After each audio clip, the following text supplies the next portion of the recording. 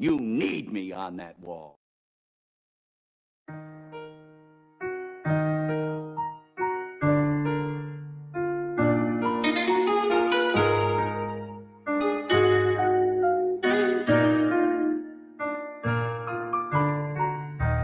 promise the rain won't last forever. It comes and it goes just like the weather. For the hardest of times, you're never alone, so believe me.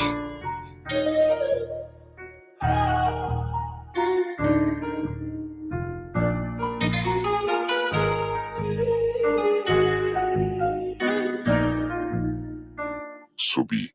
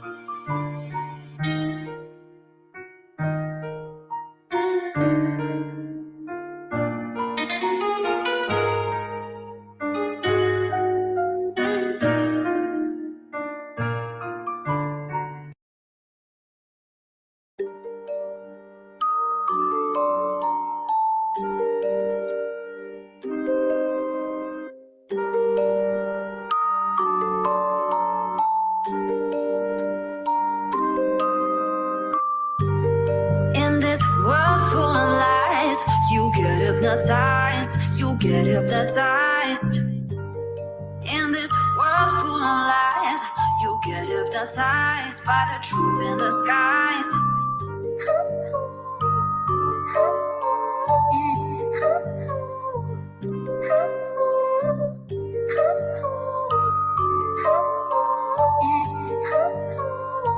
Subir.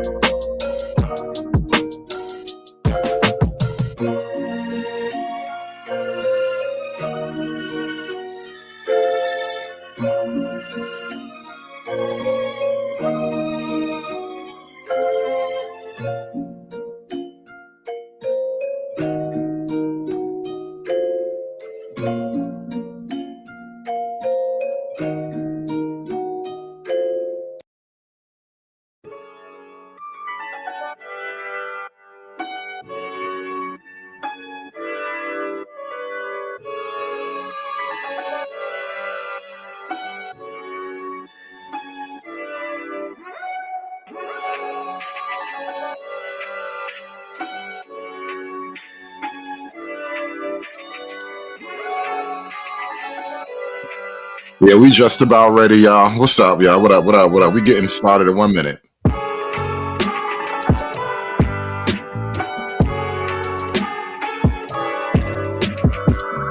Shout out to my beat net.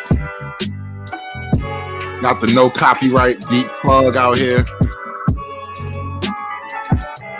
Plug being a all day, just cranking them out. Shout out to my connect. JLY, Sobe, Conscious. Got a couple of beat connects out here.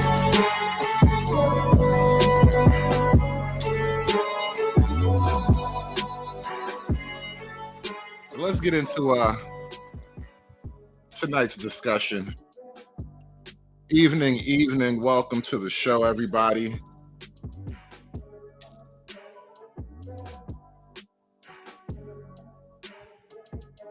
Got to talk about these activist judges right now, and I was actually queuing up months and months ago. I was queuing up some commentary on this type of subject, but we really didn't get this level of action yet, and I never got around to that show, and I'm glad I held my fire, because I remember right after the election, you had a lot of left-wing mayors and governors basically virtue signaling, but they were putting up a flag, not a flag literally, but they were signaling to the world like, hey, we're going to resist Trump and his Gestapo anti-immigration force. We're going to do our sanctuary city. We're going to protect our illegals, right? That was basically a Democrat slogan for a couple of weeks right after the election. We're going to protect our illegals. And they really meant it. You see how the Democrats, they traveled down to El Salvador for the one guy. There is an ICE detention facility down in Louisiana. The Democrats are running down there, camping out, doing photo ops and interviews and whatnot, because they care. They really care about illegal immigrants, and they're going to do whatever it takes to protect illegal immigrants.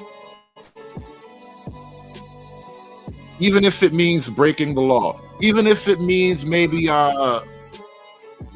vandalizing a few Teslas, you know what I mean?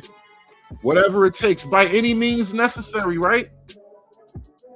Isn't that what we heard growing up? By any means necessary. And now that's what the Democrats believe. The woman on your screen right now is Judge Hannah Dunham. She has been arrested by federal agents because, she wanted to protect her illegal immigrants. That's literally what she was doing. Hannah Dugan, I apologize. Her name is Hannah Dugan.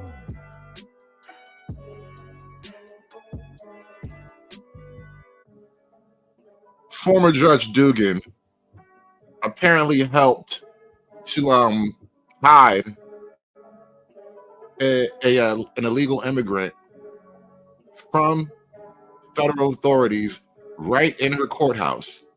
Took him into the back room, because the courtroom has like that whole secret back hallway where the judges and the lawyers and the bailiffs and all that, they can travel through that hallway back there. They took the suspect through the secret professional entrance and then let him walk out the back door. Pretty sure you're not allowed to do that. As a judge, as a lawyer, as a bailiff, as any officer of the court, I am almost positive you're not allowed to do that kind of thing.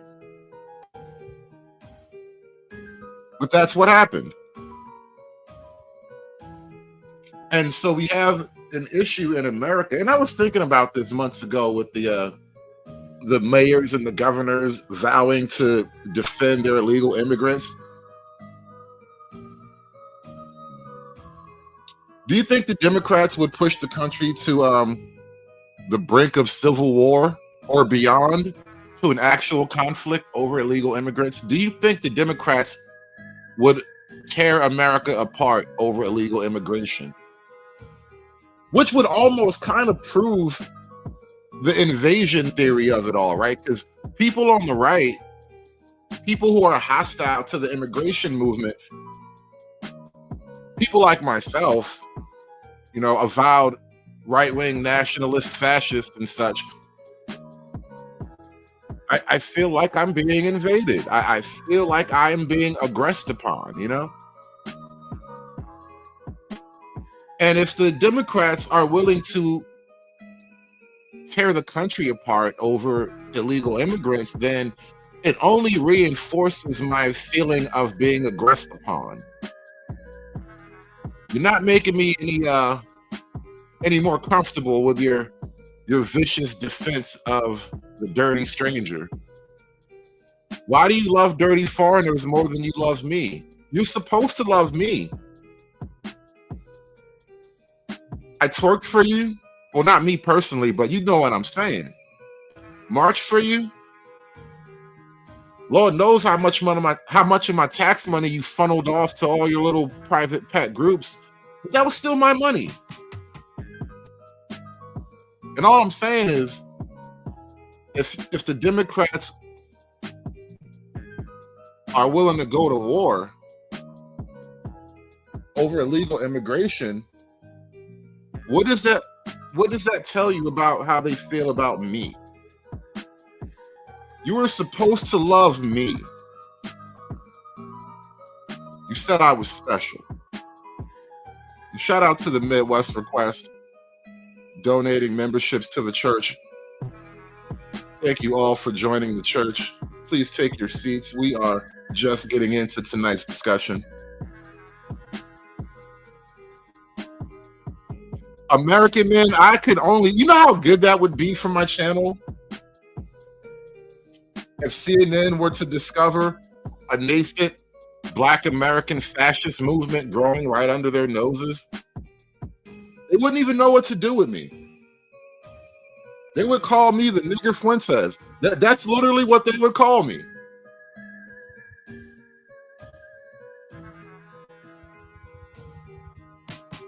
And I would lean into it.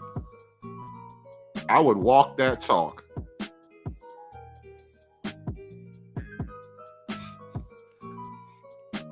You said Judge Dugan owns an orchard of ugly trees. You know what? Let's talk about this theory of mine. Unattractive liberal women exercising their unrequited sexual desires through policy. Yeah, I know I said it. It's a mouthful. It's a mouthful. Slow it down. Let's take it over from the top. Tell me how crazy I sound. Mid to unattractive liberal women who are exercising their unrequited romantic desires through policy. Tell me that doesn't sound like a bar. Tell me that doesn't sound like what's happening.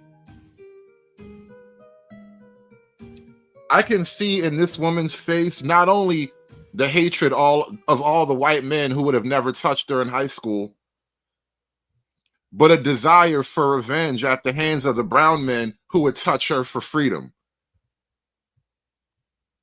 White men don't need her for nothing, and she's never, ever, ever gotten over that. And she's hated them, body and soul, every day of her life, ever since. That's why she's a judge now. That's why she's a judge. That's why a lot of these people are judges. You know, it wasn't just her that was arrested. There was another judge that was arrested in Arizona, in New Mexico recently. It was a male. Him and his wife were arrested, though, so my theory doesn't really fall all that far from this target. Now, today I found out a third judge is being looked at, not arrested, but looked at, because the third judge is now announcing their intent to resist federal immigration efforts or deportation effort.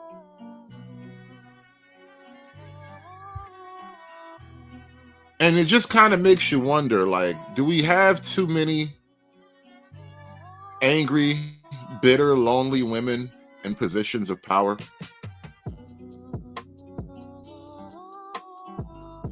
I thought this was America, people. Starting to look like the European Union over here. Shout out to Lasers. Thank you for the $2 super chat. Bars. Too many bitter, miserable, single, unattractive women making decisions for the rest of us. If you don't have a man, you ain't nothing.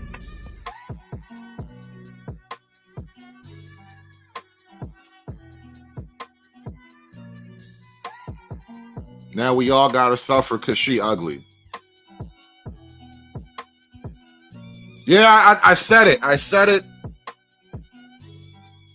We are all as a nation suffering because she is unattractive.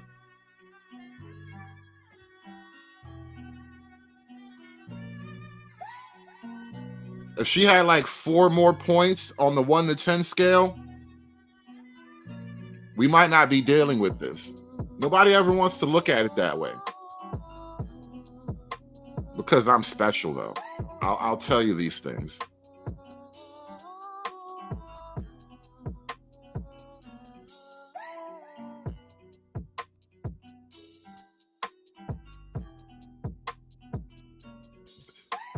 I remember Trump's cabinet, and not even his cabinet so much as just the people kind of around him, the people in his political orbit.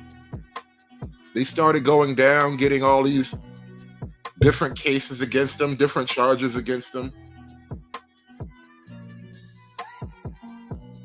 And then there was all the impeachment stuff, you know, the Russiagate stuff. A couple of people went to jail for Trump. They even fired a couple of shots at Trump.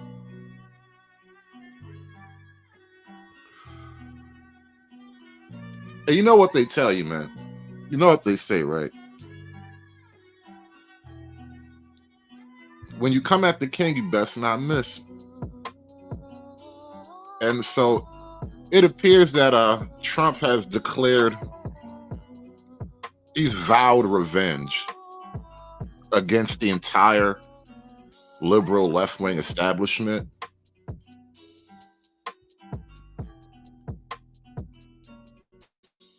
And it's war.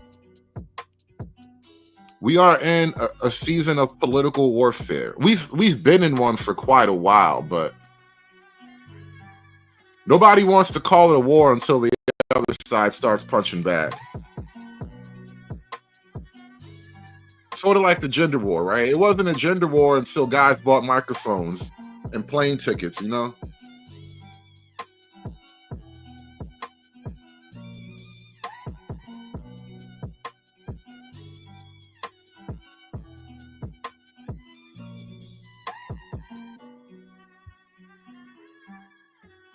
No one is above the law. That's what they told us, remember? That's what the Democrats were telling us for a couple of years as they targeted Trump's team unfairly.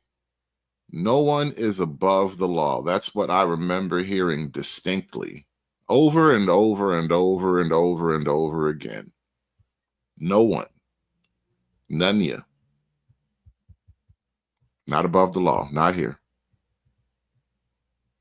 The idea that no person is above the law is a bedrock principle of American justice. No man is above the law, no matter what the crime. And I agree with you. No man is above the law. No person is above the law. No one is above the law. No one is above the law. No one's above the law. No one is above the law. No man is above the law. Nobody is above the law. No one is above the law. No man is above the law. He has to be held accountable. He's not above the law. No one's above the law. Either that nor any other title puts you above the rule of law. No one is truly above the law. That is what it means to have a rule of law. That is what it means to not have a king. They're not above the law. Nobody is above the law. Everyone will be treated, as Merrick Garland has said, as equally. Well, that no one is above the law, which is foundational. No one is above the law, even a former president. We have one set of laws in this country, and they apply to everyone. No one is above the law. The law is a law, and no one should be above it. Yes, nobody is above the law. No one is above the law. No one else is above the law, including a president. Nobody is above the law. You can't have two justice systems in America. It has to be one justice system.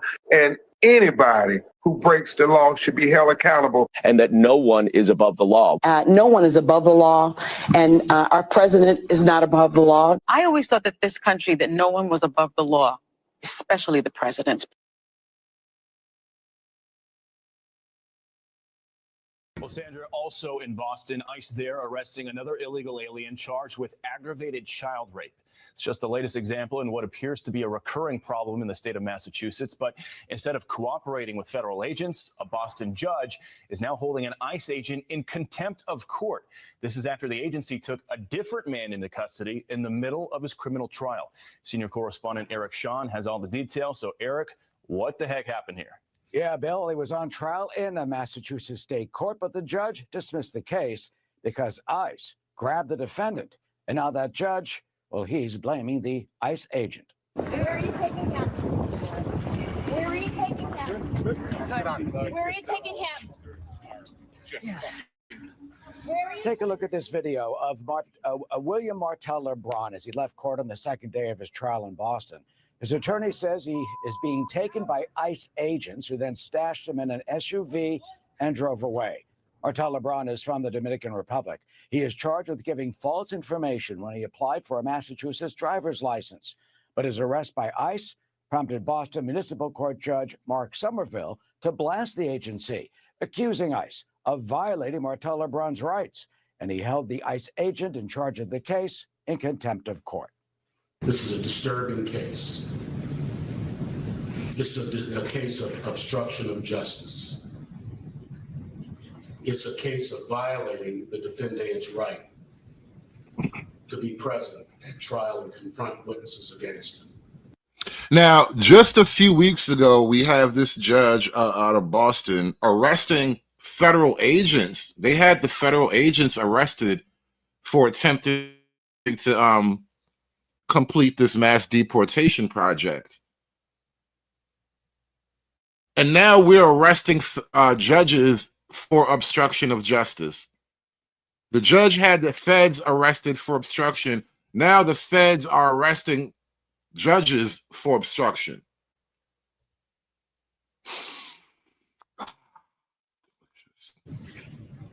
Couldn't be more serious. Martel LeBron's lawyer, Murat Erkan, tells us that ICE, in his words, illegally kidnapped his client. My client was disappeared in the middle of a trial in which he was defending himself against allegations the government made. That's what occurred, and it is a sobering and highly concerning event for anybody that loves freedom and democracy in this country. But Trump orders are at Tom Homan. Seeking My Creator asks, is this the start of secret police and political prisons? No. Secret police and political prisoners started with the Patriot Act. We've been doing that for a long time now. Has accused the state of going easy on illegal immigrants, and he's promised to go to Boston himself to confront the situation.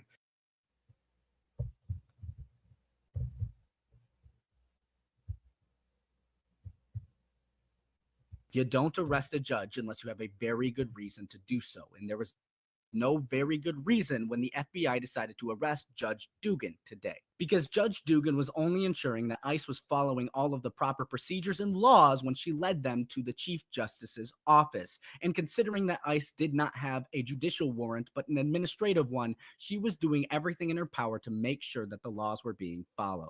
While Customs Enforcement was on the phone with the Chief Justice talking about policy within the courthouse, Judge Dugan allowed the perp and his lawyer to leave through the jury door. In the United States, citizens do not have a legal obligation to assist the police when making an arrest. We have the right to remain silent. There is no general duty. It is not the job of a judge to enforce the laws. A judge does not make arrests. A judge does not detain people. It is the executive branch's job to enforce the laws and a judge's job to adjudicate them. Judge Dugan was only ensuring that the laws of the land were being faithfully executed, and the FBI had absolutely no reason to arrest her. Is this what we've come to? A judge being arrested by the FBI. A judge in Wisconsin was arrested by the FBI. They're accusing her of at least misleading ICE agents or throwing them off the trail of someone that they deem to be an illegal alien, as they call them, or an undocumented person. It's really scary. Kash Patel was behind it. He put up a tweet. He has since deleted it. I want to know what's going on. Is this where we're living in a time where you can detain judges because they're not doing what you want them to do? What happened to the independence of the judiciary? We're supposed to have 3 branches of government. Is this what we've come?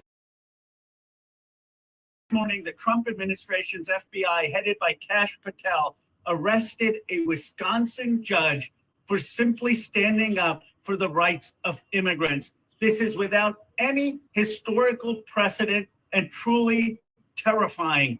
Every American, every person who cares about the rule of law and freedom needs to stand up and speak out. We need to demand the release of this judge and have due process and the rule of law. This morning, the Trump administration's FBI, headed by Kash Patel, arrested a Wisconsin judge for simply standing up for the rights of immigrants. This is without.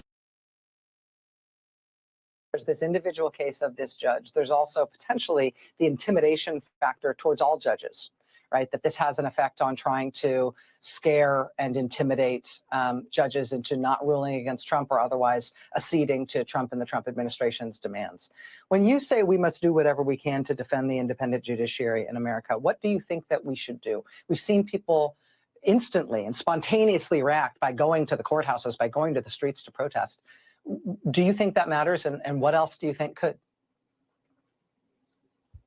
Well, absolutely. I mean, everybody.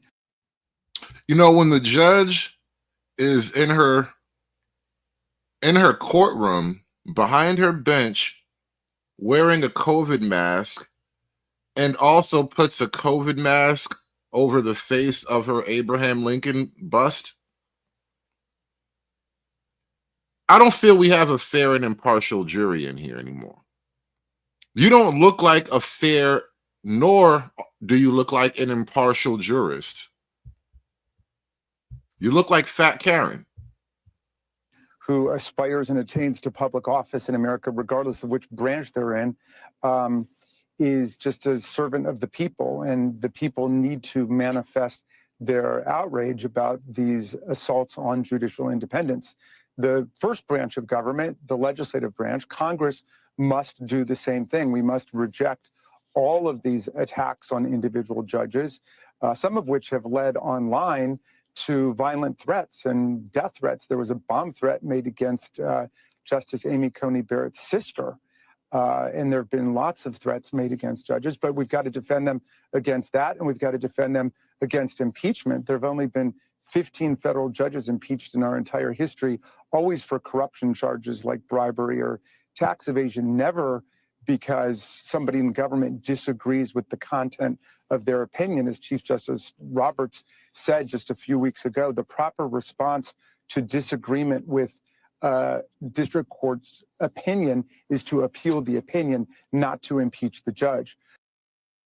Well, this isn't a judicial opinion. She literally let a suspect out the back door while the feds were in the court waiting to apprehend him.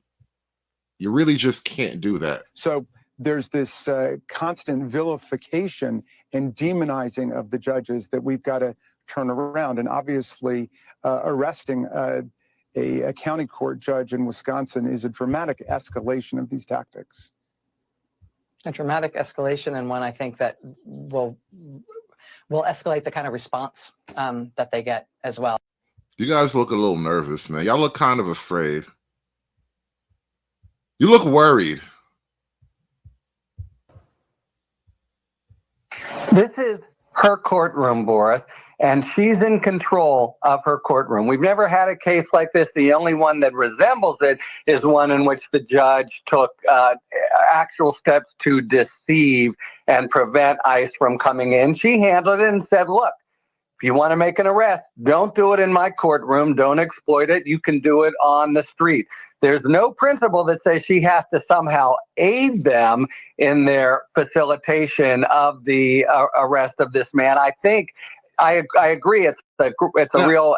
Let's stop for a moment and just consider the reality of that liberal position. They are openly telling you, as a member of the court, not just a member, as an official of the court, you are declaring that I do not have to assist the United States Justice Department in furthering justice, right? You don't have to assist the law as a member, as an official of the court. This is a dangerous Civil War type of maneuver. You got your own judges, we got our own judges. You got your own cops, we got our own cops. You got your own army, we got our own army. Escalation, but I think it's hyperbolic at best to say she was harboring a fugitive. She was saying, not in my courtroom. And I think this is not just an aggressive, but probably an over-aggressive move by the Bureau. My best guess is that this case is going to collapse because you need to have corrupt intent. It's not just enough to not want him to be arrested. You need to have corrupt intent under federal law. And it's one thing if you do positive steps to deceive, but simply to say, well, you're in my courtroom, you can exit here, enter here, and he's still arrested. I don't think they're going to be able to show it. And in any event, it is an extremely aggressive move against a sitting state judge. Harry, can we just talk about how many layers of norms are being broken here? Because you have the immigration crackdown. How many norms were broken to get us to this position? Now suddenly the Democrats are worried about what's normal. Got to slow down. We got to do the normal thing. Let's take a look at this judge for a second. The law is a real challenge in making sure that justice happens for people. It's transformative in people's lives, but it also, especially in the United States, it's considered a stabilizing force. It's something that keeps us on a constant path. The rule of law is how we address our social issues, how we address our disputes, but also how we grow as people. The rule of law is premised on equal justice, but also we have evolved into due process. And it's really the due process. I, as a person who for a couple decades almost represented low-income people, it is due process that really equalizes those differences between people. If we follow the rule of law, which includes processing our cases in an orderly manner, in a predictable manner, in a manner that holds people to standards, then we're able to achieve that equal justice that we are promised and hope to have continue despite our differences, despite our class differences, despite our racial and religious differences. The Milwaukee Courthouse has for decades been known to really attempt innovations. It has been an innovator in what we call the problem-solving courts, the therapeutic courts. 3 decades ago, it was one of the first in the nation to set up a domestic violence. What kind of court did you say? In what we call the problem-solving courts, the therapeutic courts. 3 decades. Therapeutic courts.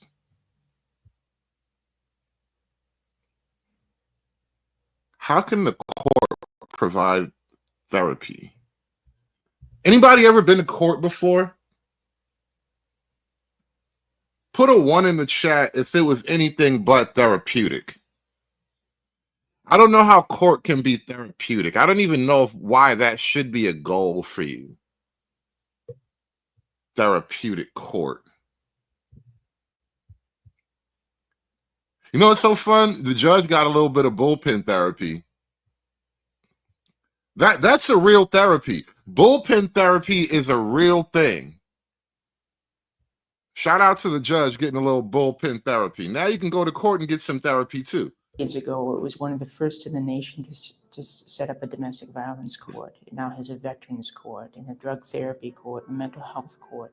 These are termed as problem-solving courts. Apply the traditional law, but also look at solutions that are more complicated because these cases that involve say veterans or mental health patients or children, are more complicated than what the law can address. The solutions or the sanctions or the punishment or the sentences are fashioned more towards addressing the global issues involved in the case, such as violence or mental health issues or drug. Whoa, hold on. I smell something funny. Did you guys smell that? More towards addressing the global issues involved in the case. You have global issues involved in your cases in the court. You're a state level court. Why would you be addressing global issues in your state level court? I don't understand what you think you're doing. Health patients or children are more complicated than what the law can address.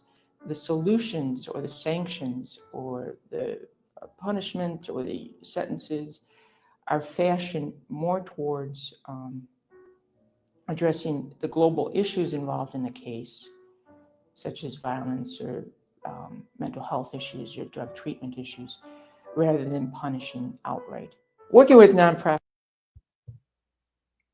So you're not there to punish.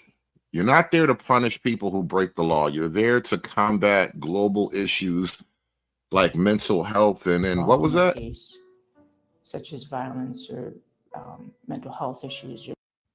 Violence is a global issue, and you're not here to punish people who break the laws, presumably against violence. You're there to provide therapy because violence is a global issue. Oh, wow. Yeah, you smell woke. I knew I was smelling something.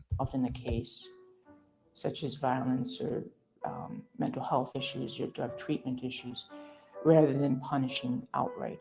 Working with nonprofits has taught me that it really requires a focus, a mission focus. You know which nonprofit she works for most famously? I think it's called the Catholic Charities USA, something like that. Basically, they funnel illegal immigrants into the country. That's the nonprofit that she really, really works for the most. That's her passion, is getting immigrants across the border. That you want to achieve something. You identify a problem, or you identify the need, or you identify something to celebrate, and work around that, having boards come together, having them be organized, and that's what I do as an attorney, and that's what I've done in terms of my work on transition management of nonprofits. I've helped them organize that. What's happened in more recent years is this real effort to have true collaborations with the other sectors, with the private sector and with the government sector. And nonprofits, I think they're very valuable because what they contribute is that they do the work that neither government nor private sectors. Yeah, they steal the money from the government and do the work. That's what they do. I think they're very valuable because what they contribute is that they do the work that neither government nor private sectors are prepared to do at a time. Now let's take a look at the real judge. So rare for victims to want to cooperate. They wanted to cooperate. They were sitting in the courtroom with the state prosecutor. The judge learns that ICE was outside to get the guy because he had been deported in 2013, came back in our country, commits these crimes, charged with committing these crimes, victims in court. Judge finds out. She goes out in the hallway, screams at the immigration officers. She's furious, visibly shaken, upset, sends them off to talk to the chief judge. She comes back in the courtroom. You're not going to believe this. Takes the defendant and the defense attorney back in her chambers, takes them out of private exit and tells them to leave. While a state prosecutor and victims of domestic violence are sitting in the courtroom. Wow.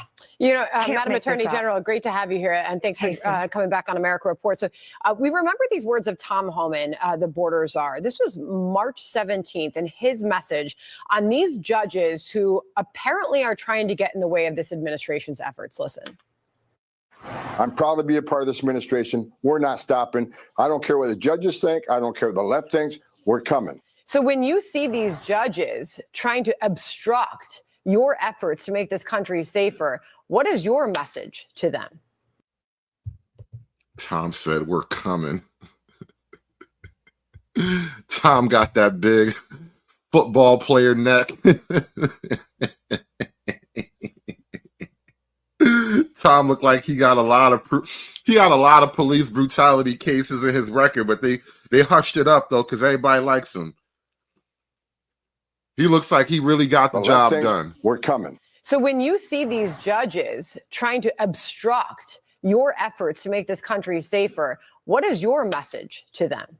We are going to prosecute you, and we are prosecuting you. I found out about this the day it happened. We could not believe, actually, that a judge really did that. We looked into the facts in great depth. That's her picture up on the screen, Hannah Dugan, who is now in custody. You cannot obstruct a criminal case, and really, shame on her. It was a domestic violence case of all cases, and she's protecting a criminal defendant over victims of crime. In fact, she just had an initial appearance in court. There's also this other case coming out of New Mexico. Judge Joel Cano and his wife were arrested for harboring. Donovan, trance and neck day sounds like a completely different workout. That's like the workout you do at the massage parlor. And a TDA member at their home. The alleged TDA member had been picked up by law enforcement, and now he and his wife were picked up and arrested. And you say that you believe, as the Attorney General, that the person that they were having living at their home was a truly potentially bad individual.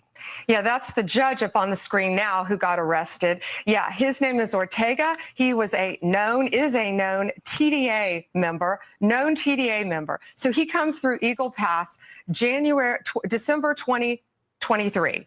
He's living in our country. January 2025, ICE, they get a tip. Tom Homan's done a great job. Our FBI did a great job on this case too. They get a tip that he is living with a judge and the judge's wife. So they have him arrested first on immigration charges. A Judge Damian Martinez releases him saying that Judge Cano has a good BS meter and wouldn't let just anyone live on his property. You got to ask what kind of stuff is going on in this house, man. Shout out to Doc Thunder. So the judge's wife hires this guy to do some work around the house. You know, we talked about this yesterday, you know, installing some glass or whatever. And so he's polishing her glass, and the judge decides that he's a great guy that I should rent out my little casita in the backyard to. And so now you got this guy hanging out with the judge and his wife. And not only were they like renting an apartment or a little house, a casita, to this guy, but they were like friends. They were really buds. Let me show you some pictures or whatever here. The judge is seen taking this gentleman to the gun range with a silenced rifle. This is all evidence retrieved from their investigation here. So the judge has been seen handling firearms with this gentleman, who his wife let into the house. And it just kind of makes you wonder what's going on in the judge's house. What kind of marriage do you really have? I'm not going to make any kind of insinuations. You guys can let your mind go wherever it goes. But, you know, people do a lot of strange things under the context of marriage, and they call it love. Yeah, I mean, when you look at the associations with this violent Venezuelan gang, Tren de Aragua, and this person that they harbored in their home, he was showing signs through clothing, we were told, tattoos. There was evidence through voice messages and text messages of his association to TDA. So what charges will Cano and his wife face, if any? So Judge Cano, soon to be former Judge Cano, got his charges were just unsealed. He's charged with obstruction. He admitted post Miranda. He took one of the TDA members' cell phones himself, took it, beat it with a hammer, destroyed it, and then walked the pieces to a city dumpster to dispose of it to protect him. The wife also is charged with destroying evidence. Sandra, not only that, this TDA member, and he had on a necklace that said kill, something about death. He had tattoos all over him. He also had on his cell phone pictures of two decapitated victims, decapitated, gruesome photos. And he was sending them out, and whoever he was sending them to was sending back saying, hey, you need to be careful. You shouldn't be sending these. You shouldn't be texting these photos out. Not only that. You know, this is happening in New Mexico, right? And, you know, one of my favorite shows of all time was Breaking Bad, which also takes place in New Mexico. And one of the things that you kind of have to accept when you start to watch that world that they put you in Breaking Bad, or even Better Call Saul. I just like binge watched the whole season, the whole series of Better Call Saul recently. And it does kind of make you wonder just how long is the reach of these so-called cartel members, right? So over the years, over the last couple of decades, we've just had more and more just you know, different Mexican nationals. You know, I'm not saying that they're all like criminal minded or whatever, but over time, with enough people, you're going to get very unique individuals with a particular set of skills. And at some point, you got to imagine that first it would start with like lawyers and prosecutors. They would get a few phone calls. Maybe they get, you know, stopped somewhere randomly in traffic and they're having a conversation with a strange guy by the side of the road. A bag of money suddenly appears in your trunk as you are leaving the gym.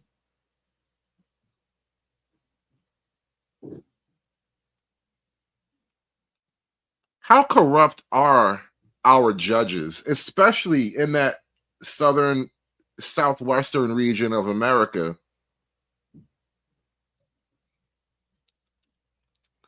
Because, I mean, and these are like Tren de Aragua Venezuelan guys, so you don't even expect, you know, a real serious cartel network out of them because they're from Venezuela. It's not really there yet, the way the Mexican cartels just have networks and infrastructure and positioning. But it wouldn't surprise me if there were a handful of judges taking bags of money discreetly. These two, the judge and his wife, gave him assault rifles that belonged to their daughter. That's what they're charged with. In the criminal report affidavit, he goes to a shooting range with these assault rifles, with a suppressor, with other known TDA members, and they're shooting. This is the last. Hey, I would love to hear that. Lone Star Bell says, I'm thinking I should host a live story time where Texans call in and tell their once upon a cartel stories. LOL. I'll make the background a campfire. Don't steal my back. I got the fire. I already got the fire. We got the fire burning here, Lone Star. You can come here and invite all your Texan friends and tell their cartel tales here. We'll make a party. We'll roast some weenies. We'll do the whole thing. We'll make it a BBQ. We'll have a whole cookout. But that sounds like a great idea though, because you got to imagine there are just a lot of horror stories that don't really get told living on the border. That's why shows like Breaking Bad and Better Call Saul, even when they had a spinoff of Sons of Anarchy called The Mayans. I watched that whole thing not long ago, and they were basically like working across the border. I don't really know what state they were in, but that whole border region is like a universe unto itself. I don't even think I want to visit anywhere near the border. I'm going to make it a point in life to stay at least 100 miles away from the border region, because it just sounds crazy down there. Last person that we want in our country, nor will we ever tolerate a judge or anyone else harboring them. Let me, if I could, Madam Attorney General, come back to the Wisconsin case and Judge Hannah Dugan, because in allegedly letting the perpetrator and the attorney out through a non-public exit and allowed them to get out in front of the building, we had a situation where we've seen that I know Tom Homan was complaining about in Colorado, where there would be no transfer of a defendant from a jail to ICE custody on a detainer request in a way that was orderly and protected public safety. They would dump them off in a parking lot, and then ICE would have to chase them around with the DEA or whatever, or FBI, and pick them up. This ended up in a foot chase in public sight. It says here, a foot chase ensued. The agents, and this was a DEA agent and FBI agent, pursued Flores Ruiz for the entire length of the courthouse, ultimately apprehended him near the intersection of West State Street and 10th Street. So the judge apparently has created a situation here where you have a public foot chase. And we all know that, well, sometimes they can come off without incident. They can also turn into very dangerous situations. John, that's exactly right. She put the lives of our law enforcement officers at risk. She put the lives of citizens at risk. A street chase, which is absurd that had to happen. But yes. Listen, I'm telling you, that is a great content idea. I have never really thought about that. Like, you're kind of pitching something that's even unique to me. I wish I'd have thought of it first, but you should run with that. Make a whole thing. She put a lot of people in danger. That judge did it. So did the other judge. Judge Cano is charged with, they were allegedly giving him assault rifles, AK-47s, AR-15s with a suppressor, a known TDA member, letting him go to a shooting range to refine and perfect his shooting skills. Madam What's Attorney, happened to our judiciary is beyond me. Yeah, so when the American public hears this and they think these were once upstanding people in their communities and their professions, and they put it all on the line for this. I mean, have you dug into their motive? Like, what inspired them to carry out these acts and harbor criminals? They're deranged is all I can think of. I cannot believe, I think some. They actually hate America. They don't believe in the country, and they want things to change radically. These judges think they are beyond and above the law, and they are not. And we're sending a very strong message today. If you are harboring a fugitive, we don't care who you are. If you are helping hide one, if you are giving a TDA member guns, anyone who is illegally in this country, we will come after you and we will prosecute you. Well, shout out to the Midwest Request with the $2 super chat. He said foreign and domestic can get it. And that's what's really happening here. You know, we have to defend this country from all enemies, both foreign and Somebody domestic. had to do it. I am the chosen one. Somebody had to do it.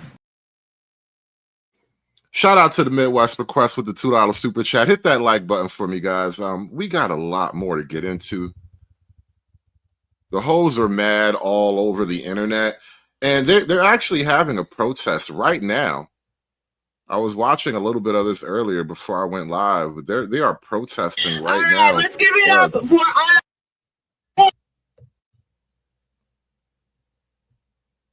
a threat to this establishment.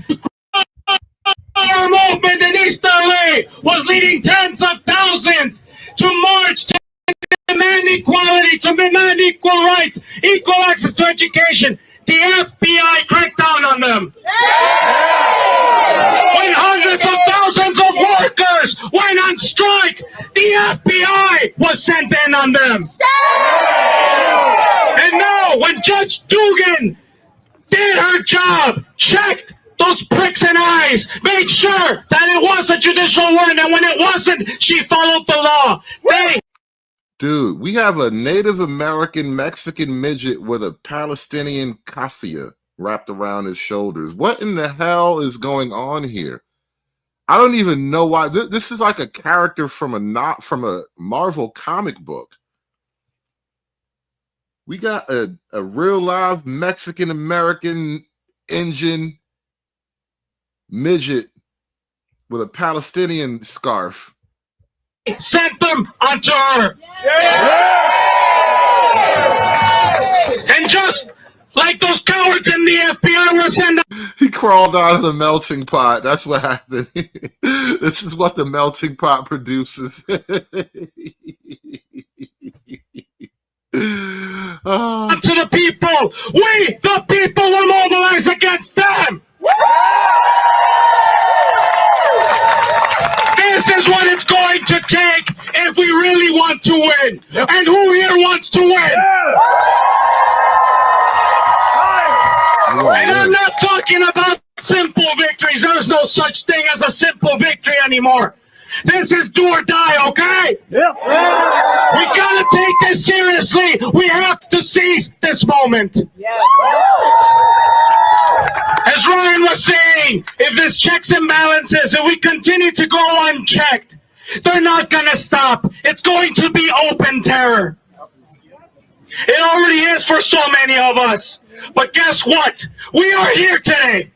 We were here yesterday. We will be here on Thursday. And May 1st, we will be here non-stop in these streets.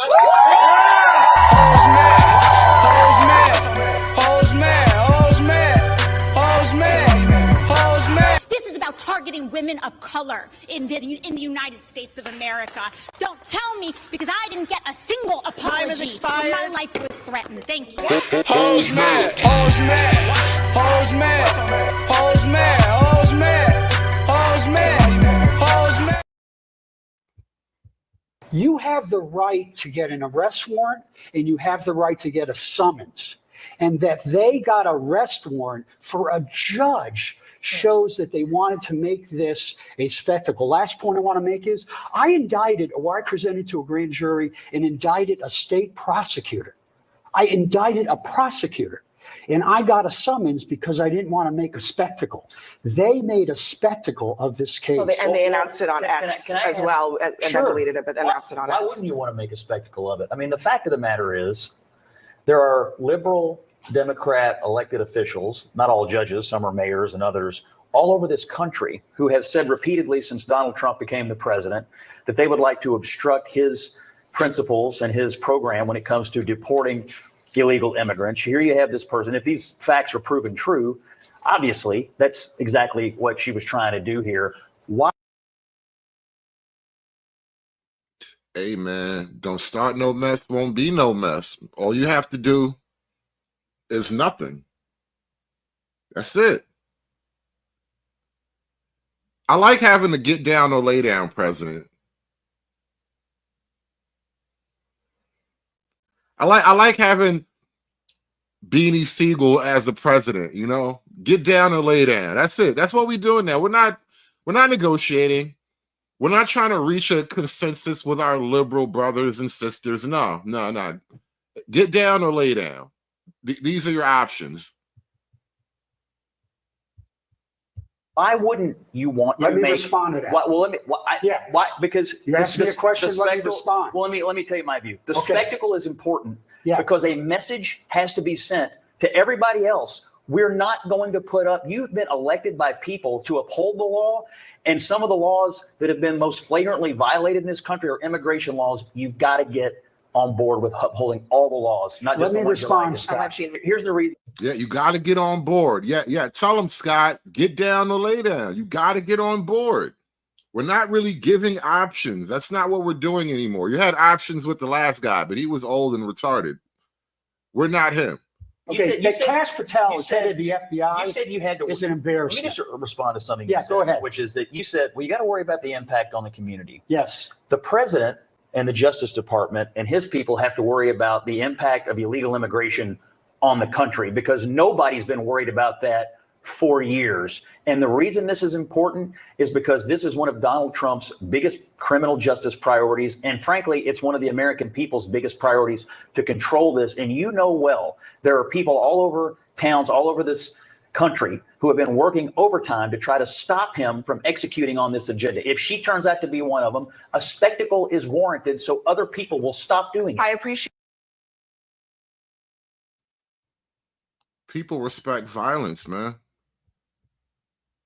And taking a judge and arresting a judge for obstructing the federal agents who want to deport a 2-time deportee, like he was already here and got kicked out.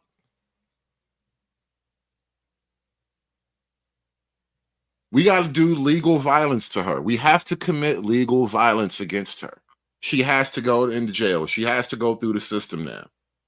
Get down or lay down. She didn't want to get down, so she laid down in central booking for a little while.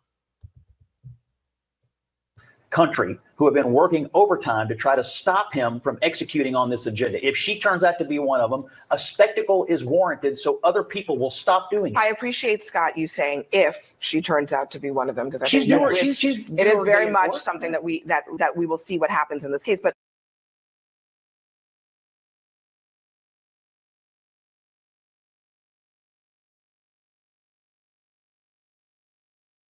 So Judge Dugan was in her right in doing what she did. She didn't obstruct justice. She obstructed fascism in this case. Because you're saying obstructing justice would be if You were obstructing fascism, really? Oh, I had no idea. It wasn't justice. She wasn't obstructing justice. No. Can't you read? It was fascism. That makes it all better. if this had been a court order signed by a judge, which it was not. So, as Right, you know, Right. Even in that case, it does not make sense. We should not have ICE agents in a protected space like a courtroom any more than you'd want ICE agents going into an operating room or a classroom. Those have historically been protected spaces that are off limits to ICE. And Whoa. Nobody said you were getting arrested in the courtroom. They were just there to watch. Now, the minute he walks outside your little protective bubble, we're going to put cuffs on him. And that's why she pulled him into the back hallway and let him sneak out the side door. And now she's in jail. And with good reason. You want people feeling safe and secure in a courthouse, either to come to their own trials or to testify against others. And this is really just an attack on the judicial system, which is historically a check and balance on unobstructed executive power. That's what we're seeing from the Trump administration. now you worked with Judge Dugan, as I mentioned, for 4 years. Is her behavior, as it's reported, and Whitney was laying it out, what we know, in helping this immigrant consistent with the judge and the person that you know? Absolutely. She is a prominent, respected member of the Milwaukee legal community. She is not part of any radical community, and I should know because I am. She's been a respected judge and a lawyer for many years without apparent controversy. Targeting her makes no sense. And I think it really is designed to have a chilling effect on state and local officials and on anybody who would push back on the Trump regime.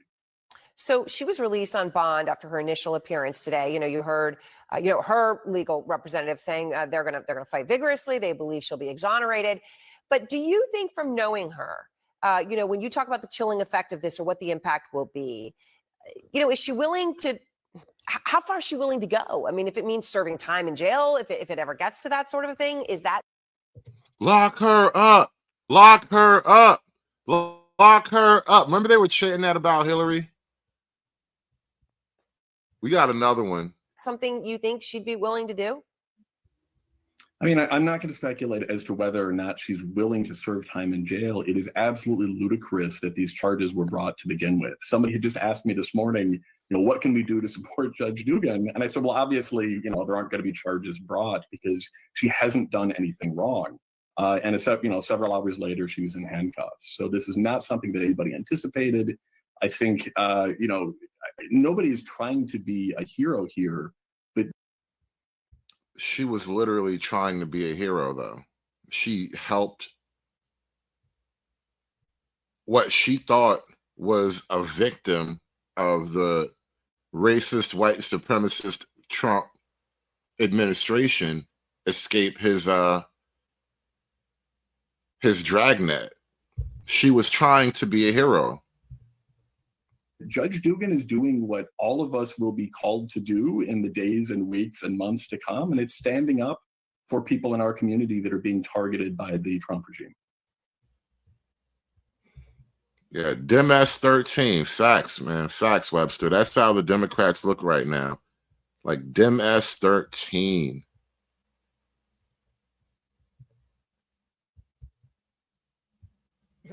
I'm Chris Hayes. This is the county courthouse in Milwaukee, Wisconsin, where protests have broken out over the Trump administration's latest assaults on American liberty. Hundreds of people gathered in front of the building in Milwaukee to protest the arrest of County Circuit Judge Hannah Duggan. She's a 9-year veteran of the bench, and in a criminal complaint filed yesterday, the FBI has accused Duggan of allegedly assisting an undocumented immigrant in avoiding ICE capture after he appeared in her courtroom last week. Now, I got to say, I'm not a lawyer. I've read the complaint. I can't speak to whether her actions are actually what's alleged, and if they are alleged, violate the statutes they say they violate. You know, MS-13 is a great political troll. We got to make that stick. We just got to start hashtagging MS-13, just randomly posting it to Twitter. Put the hashtag on popular viral post.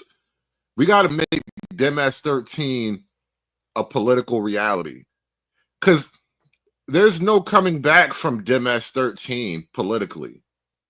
That's a great troll. They got to really make that stick, because the Democrats have showed their loyalty right now. And the last, what are we now, in April, 4 months into the Trump administration, name one natural-born American citizen that the Democrats have said anything about. Who name one regular American that the Democrats have came to the defense of. 4 months. And honestly, it's going back way longer than 4 months. I'm only starting at January because that's the Trump administration, but it's been a long time since you cared about anybody from around here. But much of what this is about, which became almost immediately clear, is making an example out of her for other judges around the country, and not just on the narrow question of immigrants in courtrooms. It's to make an example to the dozens of judges that have ruled against this administration, up to and including the justices of the Supreme Court unanimously. And for one thing, the Department of Justice, the FBI, made a big show of arresting this judge in a parking lot, like slapping the cuffs on, as opposed to what they do for lots of high-profile defendants, including, say, Donald Trump, right? Filing charges, allowing them to report to court for booking and arraignment. Now, according to the complaint, Duggan was arraigning a man named Eduardo Flores Ruiz on domestic violence charges when ICE agents appeared in the courtroom hallway to arrest him on suspicion of being in the country illegally. They claim Duggan, the judge in question, then escorted Flores Ruiz and his attorney out of her courtroom through another door, a jury door. ICE agents.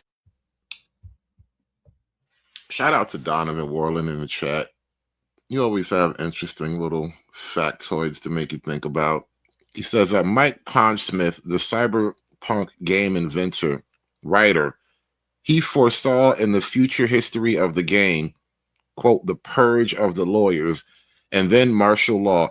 We avoided most of the dark future recently, but you know what's interesting about that, Donovan? That's one sort of a futuristic, apocalyptic type of scenario.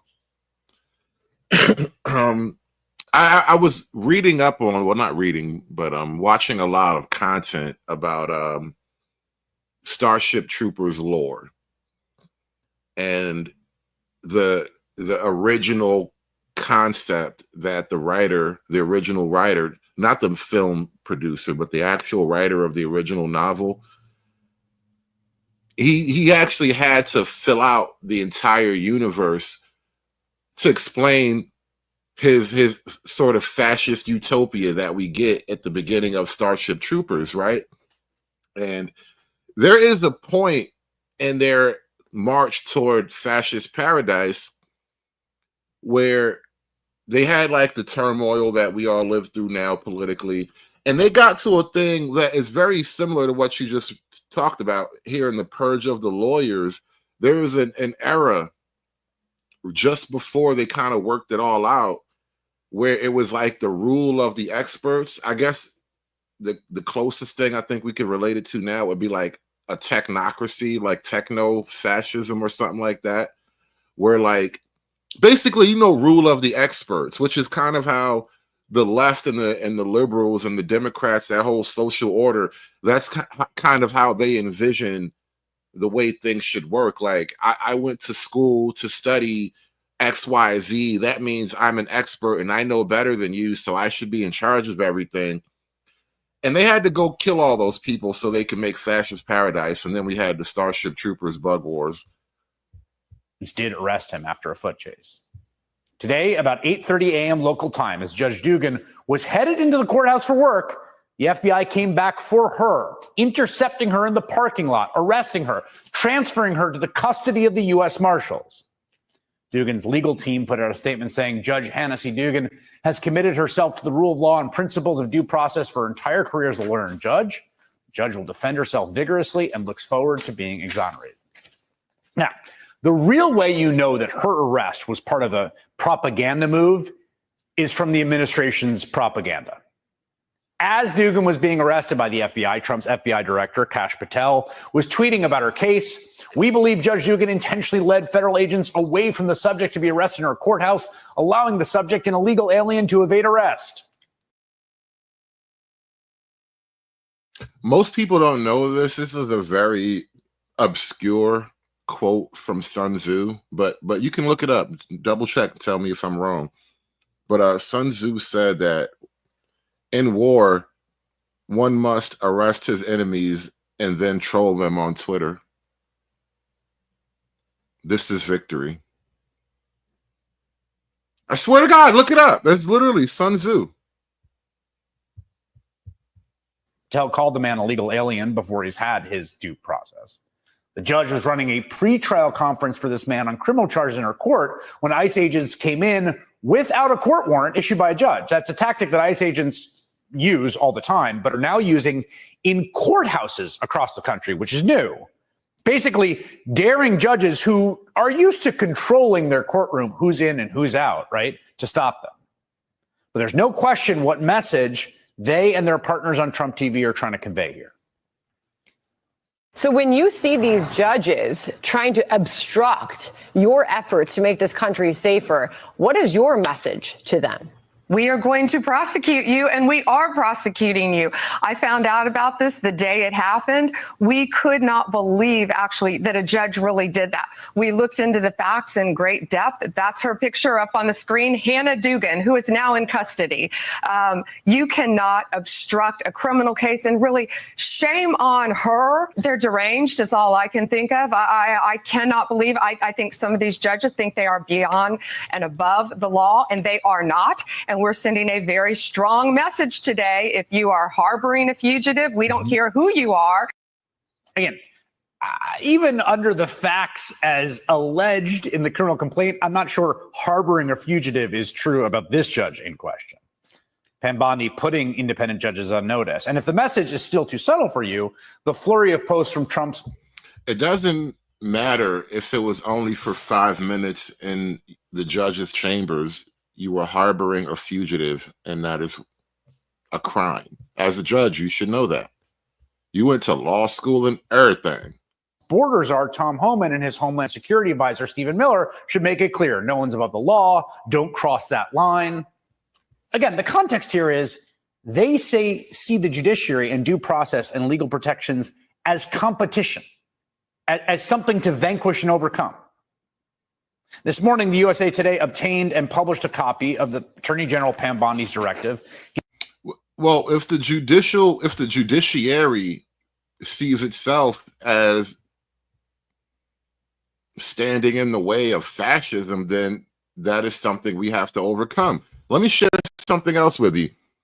A judge, this is from a Wisconsin Right Now post. A judge in Sawyer County, Wisconsin, Monica Isham, girl judge, is threatening not to hold court because of Hannah Dugan's arrest. She also wrote that she has, quote, no intention of allowing anyone to be taken out of my courtroom by ICE and sent to a concentration camp, end quote. And she is threatening to raise defendants' bail as a result. She made the comments in an email sent to all state judges. Let me read her comments to you guys. Guidance requested, or I refuse to hold court. Good morning, all. For those of you who do not know me, I am Monica Isham, Sawyer County Circuit Court Judge for Branch 2. I have been in this position less than 2 years. I was elected as the first woman, first Native American, first minority altogether to serve as a circuit court judge in Sawyer County. I have sworn an oath to support the Constitution of the United States and the Constitution of the state of Wisconsin. Since January 20th, I have endured many racial attacks in my court. While on the bench in my courtroom, I was called an immigrant. I have been told I have no jurisdiction over white people in my county. I had a prospective juror loudly proclaim that she would not follow any orders from a brown or black person, and that if the defendant were brown or black, they would find them guilty. Yesterday, Judge Hannah Dugan of Milwaukee County stood on her oath in the very building she swore to uphold it, and she was arrested and charged with felonies for it. Enough is enough. I have no intention of allowing anyone to be taken out of my courtroom by ICE and sent to a concentration camp, especially without due process, as both of the constitutions we swore to support requires. Should I start raising bail money? I no longer feel protected or respected as a judge in this administration. If there is no guidance for us and no support for us, I will refuse to hold court in Branch 2 in Sawyer County. I will not put myself or my staff who may feel compelled to help me or my community in harm's way. We have a Judicial District 10 meeting on May 9th, and I respectfully ask that we be given some guidance by then so we may discuss as a group in District 10. Please forward this along. If it costs me my job or gets me arrested, then at least I know I did the right thing. Sincerely, Monica Isham. So she's clearly about that life. She is ready to go to jail. And I'm ready to lock her up. You want me on that wall. You need me on that wall. Giving law enforcement power to pursue suspected gang members in ways that absolutely obliterate the Fourth Amendment of the Constitution, that of course requires warrants for searches. That memo says that under this, somewhat obscure, dubiously invoked 1794 Alien Enemies Act, again, we're not at war, Trump administration says we are, that judicial or administrative arrest warrant is not necessary to apprehend a validated alien enemy. How do you know they're validated alien enemy before you encounter them? That's a great question. It also adds, this authority includes entering an alien enemy's residence to make an apprehension. In plain language, if a cop or a federal officer is on the lookout for Tren de Aragua, a gang you've probably never heard of before the Trump administration decided they were invading us in an act of war, and that cop decides there's a gang member. I don't care how big your army is. It was an act of war. When a gang from Venezuela takes over territory in Colorado, those apartment complexes are officially shut down right now because the gang took over and mismanaged it so poorly. And then, the city just had to hush the whole thing up. But I consider that whole thing an act of war. A gang from Venezuela declared war on America. And they're lucky we didn't F-16 anybody. Member in your house, Pam Bondi says they can just search your house without any warrant at all. Now, it wouldn't be much of an exaggeration to say that fury at the British practice of illegal searches and seizures was the thing that sparked the American Revolution. Trump and Bondi and all of them want to throw those hard-fought rights out the window. They don't like them. They want. See, we talk about revolutions, make me think you want to fight a war too. Makes me think you're getting all Civil War-y on me. I don't know if you want that Civil War life, bro. Keep your glasses on. To destroy them. They're very clear on this. They're clear about all this, right? I mean, they couldn't be clearer. Every single day, Donald Trump and his inner circle are committing impeachable abuses of power. Attempts of establishing a dictatorship, unconstitutional abuses that at the minimum were the subject of Richard Nixon's impeachment. For instance, an obsession of using the machinery of the federal government to go after political enemies. 3 times, Trump has now directed Bondi and the Department of Justice to open criminal investigations into people or groups solely for angering him. Earlier this month, it was Miles Taylor and Chris Krebs, 2 former government officials who committed the grievous offenses of just telling the truth about Trump's first term and the 2020 election, which Trump lost and pretended he won. And Chris Krebs said, no, the election was fine. Now he's ordering a criminal investigation. And then yesterday. Hey, man. Do I have to tell you again? When you come at the king, you best not miss, bro. You guys missed. That's the problem. You could have had it all. You could have had your worldwide liberal fascist utopia. We could have all been marching along into the Republican concentration camps right now. But you lost. You missed. And I don't know what to tell you now. You should hide. You should move to Ireland like that one fat chick did. Yesterday, in an even more audacious power grab, but clearly illegal, right? Trump directed the DOJ to go after ActBlue. That's the main fundraising platform for the Democratic Party. Now, Trump claims ActBlue could be used to launder foreign donations, which is kind of funny when you think about like the meme coin he's peddling. But again, Trump did a legal scam with the meme coin. That's the new hustle right now. A lot of people are running a legal scam with the meme coin. The Hawk Tour girl just got through her little legal troubles. All of her meme coin troubles are behind her now. The feds aren't going to press charges on her. Meme coins are the new legal scam. It is what it is. I don't fault the president for getting the extra couple of million off of his meme coin. I hope you guys didn't buy the Trump coin late in the game, but don't really care about that. There's no evidence of wrongdoing by ActBlue. What it is a very successful fundraising platform for the opposition political party, which he wants to make illegal the way they do in dictatorships. And keep in mind that the recourse. And you know what? Speaking of ActBlue, can anybody think of a Democrat organization that is not completely, utterly corrupt at this point? Remember Acorn? That was literally how Project Veritas got started. They put Acorn on blast. Like James O'Keefe dressed up as like a white pimp, and he brought one of his hoes and was like, look, man, this little broad need to get these babies done with, help a nigga out.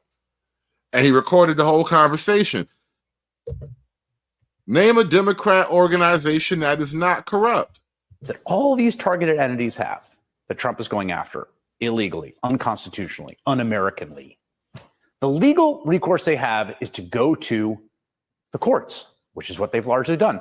Dozens of judges have blocked his executive orders, his funding freezes, his attacks on DEI, his illegal renditions of migrants and U.S. residents, his ban on transgender service members. He's losing in the courts at literally a historic rate. So what are they doing now? What has Trump done in the past? He's put judges in the rhetorical targets, right? Invade against them. But now they're escalating their war against the judiciary by physically arresting in a parking lot a judge and going on air to tell everyone watching, we are coming for you next. Although you can see from the scenes on the street. Oh, snap. Look, we got a couple of church members in here tonight. Shout out to the Midwest Request. You didn't welcome like 4 people into the church this evening. Big thank you to the Midwest Request. Shout out to all the new church members. The Church of Misogyny grows. Yeah, Lone Star. Go back to the John Galt channel and tell everybody that you are now a member of the Church of Misogyny. And it was wonderful, okay? Tell everybody it was wonderful.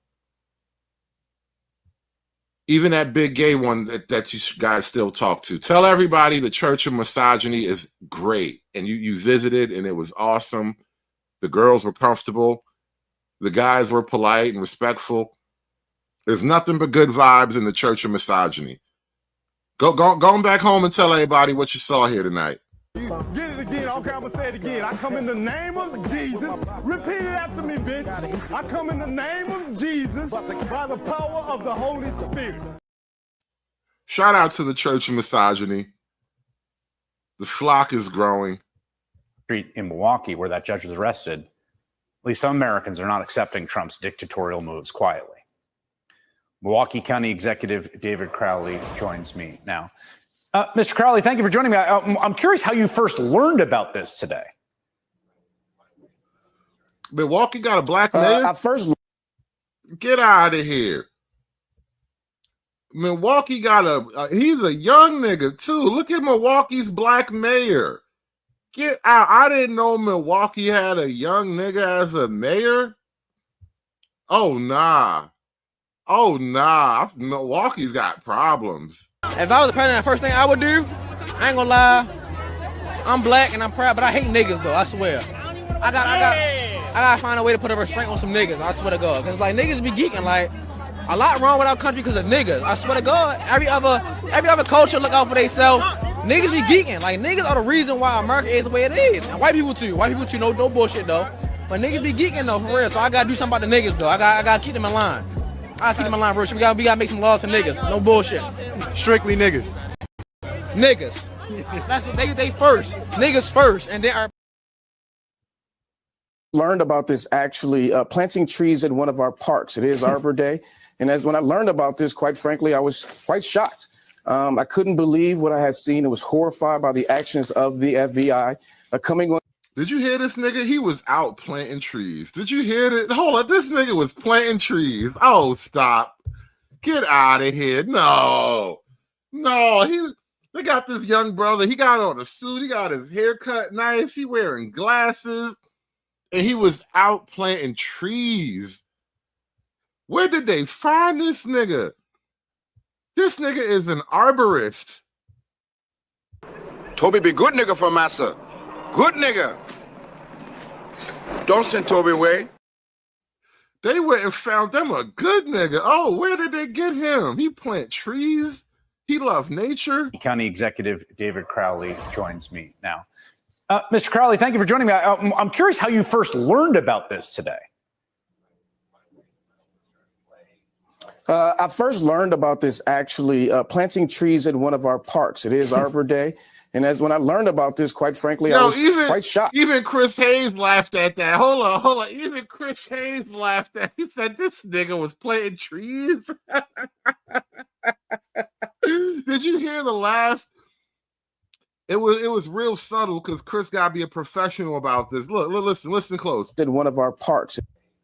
I first learned about this actually planting trees in one of our parks. It is Arbor Day. Did you hear it? I first learned about this actually planting trees in one of our parks. It is Arbor Day.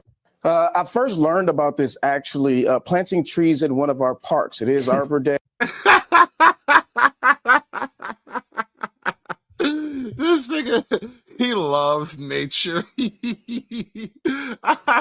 I was planting trees. You know, I was exercising my green thumb, Chris, and I heard about this travesty of justice, and I put the little spade down and I said, trees, I'll be back for you. And I went to go fight for justice. He said he was trimming lilacs. No, not planting trees, bro. I ain't never met a nigga that was planting trees that wasn't on a prison work detail. In my whole life, I ain't never seen a nigga planting trees that wasn't a part of some type of state mandated program. Where did they find this nigga? Oh man, Milwaukee got. And when I learned about this, quite frankly, I was quite shocked. I couldn't believe what I had seen. I was horrified by the actions of the FBI coming onto our county courthouse grounds, literally going after a sitting judge who's not a flight risk, and literally bringing so many officers to arrest her. I truly look at this as political showmanship, and there's absolutely no reason for the FBI to have carried out their actions the way that they did today. They arrested her like she was in a trend. Niagara. She was one of the gang members. They ran down on her with AR-15s. Come on. Freeze on set. He definitely I harken back to nigga. I harken back to ass. Oh my God. I want to learn more about him, man. Don't let me find out he went to jail and cleaned himself up, because it wouldn't surprise me at all if he went to jail and he got his life together. Anyway, we're not gonna make assumptions. That would be racist. The argument that the folks in the Trump administration are making is, hey, no one's above the law, including judges. This is an impartial and fair application of the law.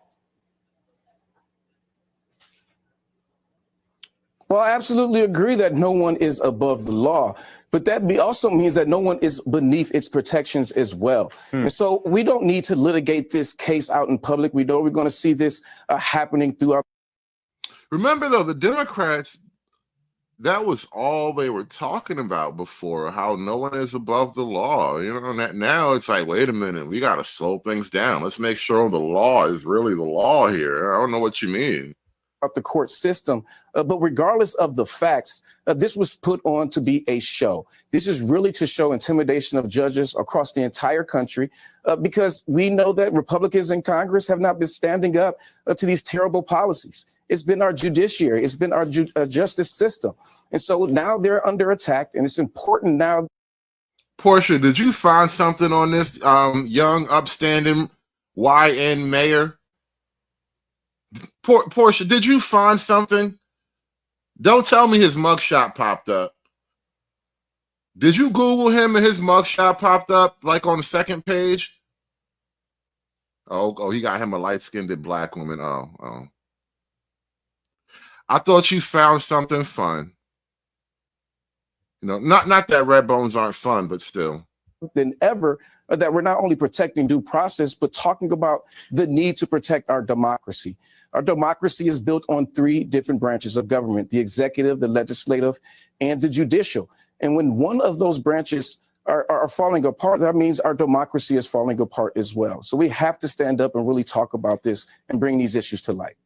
You're the county executive from Milwaukee County, which contains the city of Milwaukee, if I'm not mistaken. And I want to ask you this: you represent a community that has lots of folks who are undocumented, and this is true in New York, and true in Chicago. It's true in Omaha. It's true in the Central Valley in California, all throughout this country, right? Yeah. What part of the country doesn't have a ridiculous amount of undocumented people in it? Like, you don't think that's a problem in and of itself, right? You don't think it's weird? You don't even think, as you say that out loud, you don't think there's something wrong there? Like, all of these different counties everywhere in the country, you just have a lot of undocumented immigrants. Like, that's not weird to you at all? Like, this is totally fine? It's wild. Sometimes those people will be either victims of or witnesses to crimes, sometimes serious crimes. An undocumented person might see someone try to shoot someone else. They, in fact, might be the lone witness who can ID the shooter. What does it do to the safety of the people? How often does that actually happen? You know, we hear this type of excuse. We've heard this type of excuse from Democrats for a very long time now. This illegal immigrant might be the key to solving a string of cartel murders, right? Like, they always make that argumentation, right? Like, we might need this one random, yet to be named immigrant to come forward, and you have to make them feel comfortable. How often does it actually happen? Like, how many cases have been busted wide open because an illegal immigrant was like, I'll testify. See, it was him. I see him did it. See, senor. I see him shoot the man. Like, how many times does that actually happen? Because I keep hearing that story, but I never actually heard the story come true. People you represent, to the administration of justice, for the ability to secure convictions of people who've engaged in violent crime, if every single one of those people is scared to come to a courthouse where they might be nabbed by ICE? I want to be very clear, Chris, that this does nothing to instill trust into our judicial system. Matter of fact, this makes our community less safe. And if we want our community to be less safe, places like our courthouses should be places of safety, a place of refuge where people are coming to participate in our judicial system.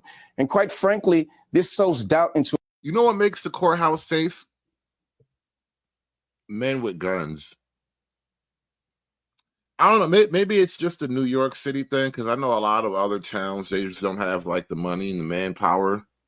But generally, when you go into a courtroom, there's more than one person with a gun in there. If you're in a big city, you probably walk through metal detectors and whatnot. You got to put your clothes on the little conveyor belt and all that. Like when you're in New York and you go through court, there's like a whole airport security system you got to pass through.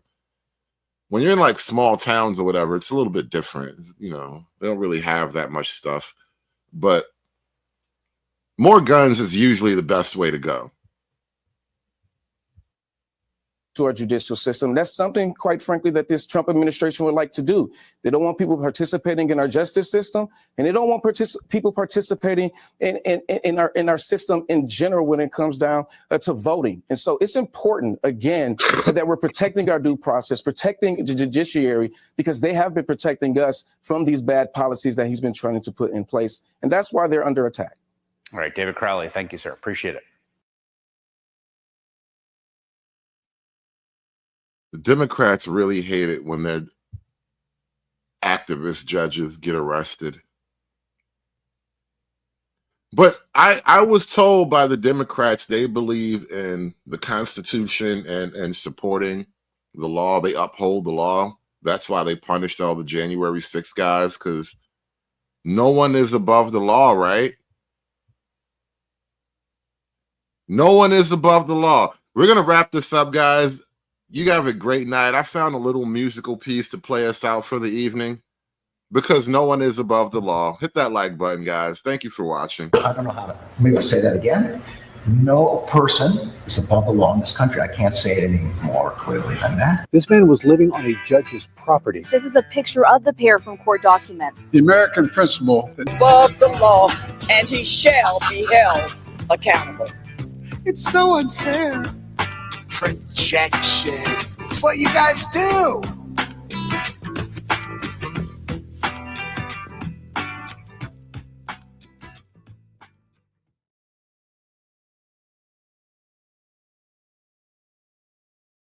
Aspiring to be patriarchs like what white men have, that isn't freedom. That isn't going to help anybody. It's certainly not going to help black people. You want me on that wall. You need me on that wall. It's done.